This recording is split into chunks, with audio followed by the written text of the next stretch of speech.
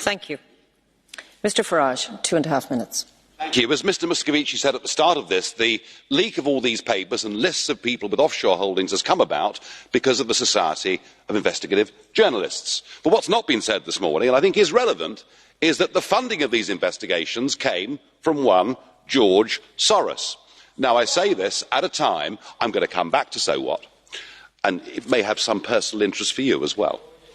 I say this at a time when the use of money and the influence it may have had on the Brexit result or the Trump election has reached a level of virtual hysteria. Just last week, the Electoral Commission in the UK launched an investigation to find out whether the Leave campaign took offshore money or Russian money. This came about as a result of questions asked in the House of Commons by one Ben Bradshaw, somebody linked to an organisation called Open Society. I just wonder, when we're talking about offshore money, when we're talking about political subversion, when we're talking about collusion, I wonder whether we're looking in the wrong place. And I say that because George Soros recently gave Open Society, his organisation, which of course campaigns for free movement of peoples and supports supranational structures like the European Union, he recently gave it $18 billion. And his influence here and in Brussels is truly extraordinary. Open Society boast that they had 42 meetings last year with the European Commission. They've even published a book of reliable friends in the European Parliament, and there are 226 names on that list, including yours, sir. I thought you'd find this interesting. We even had last week Mr Verhofstadt lobbying on behalf of Mr Soros at the Conference of Presidents in a battle that is going on with Viktor Orban, the Prime Minister of Hungary. If we're going to have a debate and we're going to talk about full political and financial transparency, well, let's do it.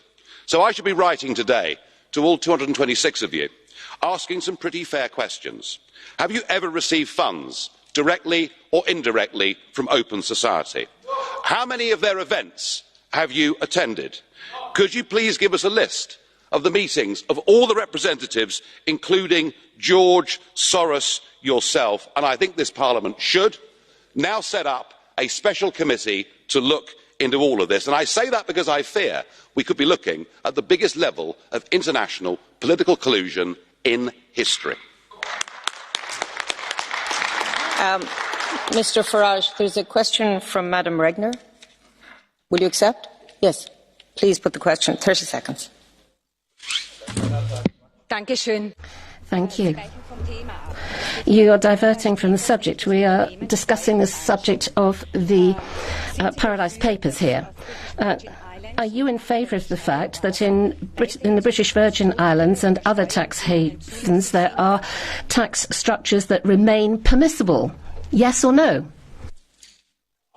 If you're going to completely ban people from putting money, which in many cases could be utterly legitimate investments, be it in the British Virgin Islands or the Bahamas or anywhere else, if you're going to do that, then please be consistent. Make sure that you ban the sale of duty-free cigarettes. Make sure that you stop anyone using their personal allowances to avoid tax when it comes to investments. Oh, and by the way, while you're at it, what about the 25,000 people that work for the European Commission and the European Parliament who pay a maximum tax rate of 16%? Thank you, Mr. Time perhaps Farage. to put your own house in order. We now move to our next speaker on the list.